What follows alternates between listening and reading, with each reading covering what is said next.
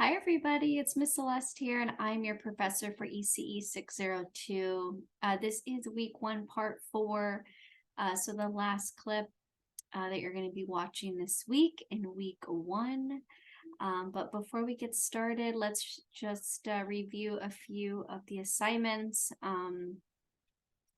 So I'm hoping that at this point, we've all accomplished the discussion. We've definitely done some replies or all of them.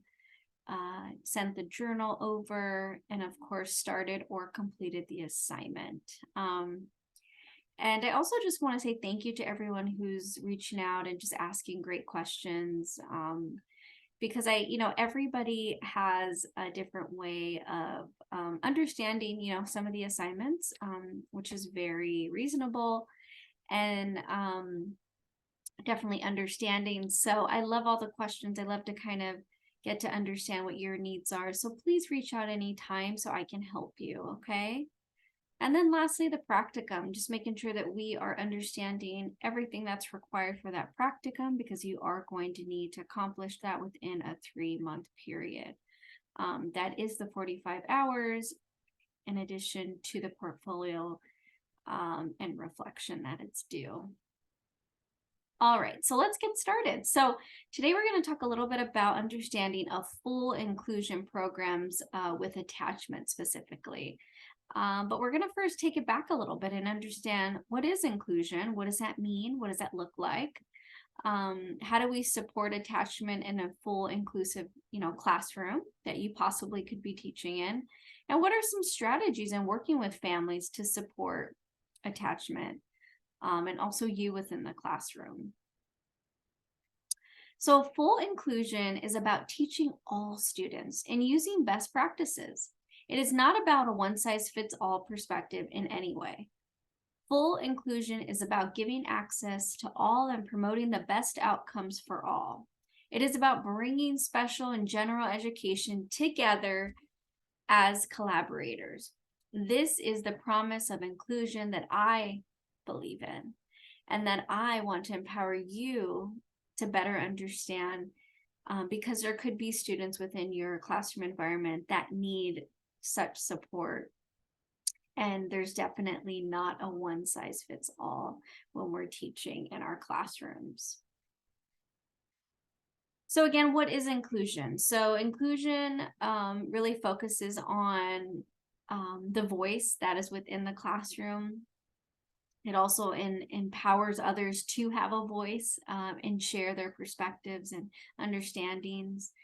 It's fully, themselves as they work together. So it's a big group of collaboration that's happening within an inclusion environment. It influences decision-making and the process. So a lot of teachers and even parents, for that matter, can definitely share perspectives and also give some meaningful insight into how they feel, or possibly another direction that a teacher can go when discussing a specific topic. So they're very open to hearing what you have to say.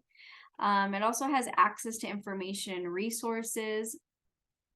It faces no obstacles to fully participating and contributing. So it is when everyone is open to share, and again, like I said, collaborate, participate, through the process, and kind of go through the process of whatever areas maybe children are struggling in, or maybe some areas that they need a little bit supported, and really coming up with those creative ideas, which sometimes comes from conversations that you have with other co-teachers, other teachers within your school community, in addition to the parents, right? Because that is the child's first teacher, and that is very helpful when you have those conversations with those parents to better help you support their child specifically. So supporting attachment in a full inclusion classroom. Well, a full inclusion programs are those where children with developmental differences, possibly disabilities, and just particular challenges are placed in childcare with their typically developing peers, rather than being separated into like special programs. So every adult involved in such programs must aim to help all children feel that they belong. So despite their disabilities or differences or challenges that they may face, when learning, they are still included in the classroom with all children who have many different needs, right? And many different challenges that are happening. So I think it's important to kind of have children in a classroom with their peers, so they can also learn from them as well, which we all know that children do learn from other children, right? So when they're in an environment, a healthy environment, with a teacher who is very mindful on supporting their needs, they're able to flourish and learn and really just really love learning and thrive, for that matter. And then, of course, topic 3, strategies for working with families. Well, of course, I've kind of mentioned a few of these before, but I did want to reiterate some of them. But it's important to really recognize that the well-being in the sense of significance that parents are the central importance of a child's development. So it's important that parents understand that they are part of that process, and their involvement is super important.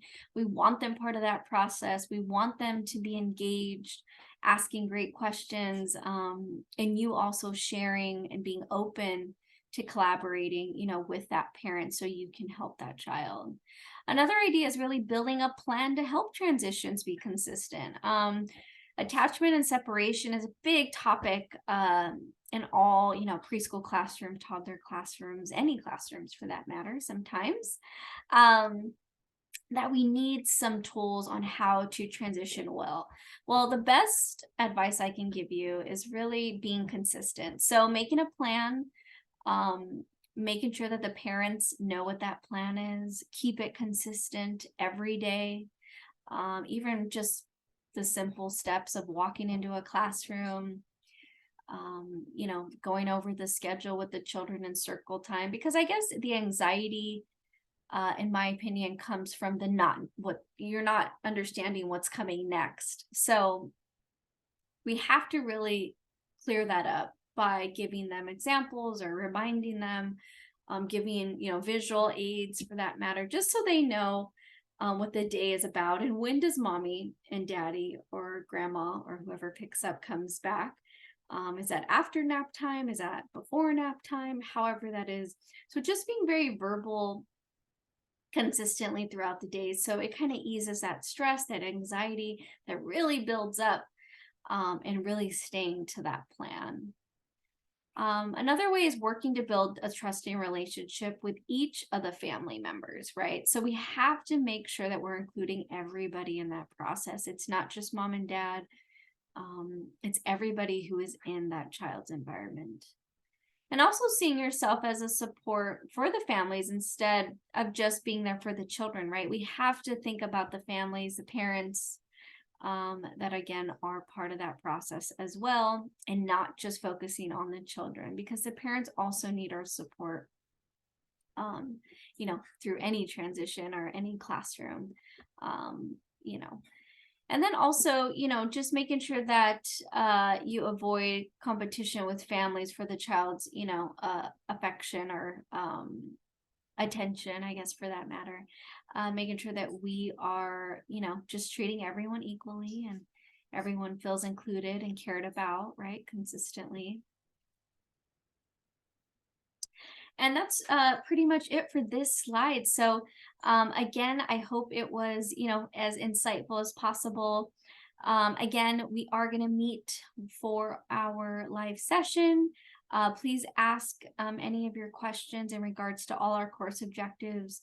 But I look forward to seeing you in week 2, part 5. But until then, have a great day. Bye-bye.